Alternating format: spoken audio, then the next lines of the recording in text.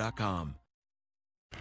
Time now for our special series, Chicago's Magnificent Museums. Roz joins us with a behind-the-scenes look at the Adler Planetarium. Roz. Hey guys, the Adler Planetarium is so very special, from the sky shows to an observatory allowing you to see celestial objects trillions of miles away. Get ready for a far-out experience. The Adler Planetarium was the last institution to open at the museum campus, but one that was way ahead of its time. When Adler opened in 1930, this was the first planetarium in the Western Hemisphere.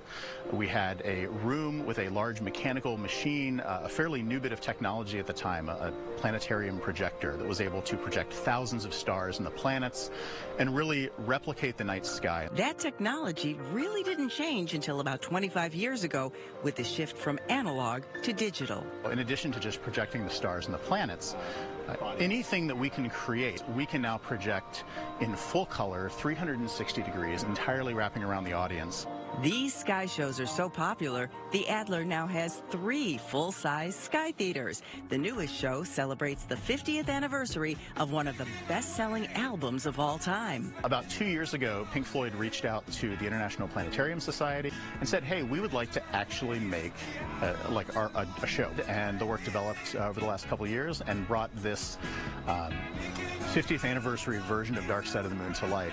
From the dark side of the moon to the light side of our solar system, through the Dome Observatory and the largest publicly accessible telescope in the Chicagoland area. We're limited sometimes by the light pollution that we have in Chicago, but it is not hopeless. So we can see planets, we can see double stars, we can see a handful of galaxies. What we were just looking at is the planet Venus in the daytime. Back on Earth and inside the Adler, you'll find a combination of exhibits and artifacts from the museum's collection of more than 8,000 objects, including the oldest telescope outside of Europe, made before 1640. The foundational goal of the museum for the Adler was always to both provide a sense of history, to teach people about the history of astronomy, but also to introduce them to modern concepts in astronomy.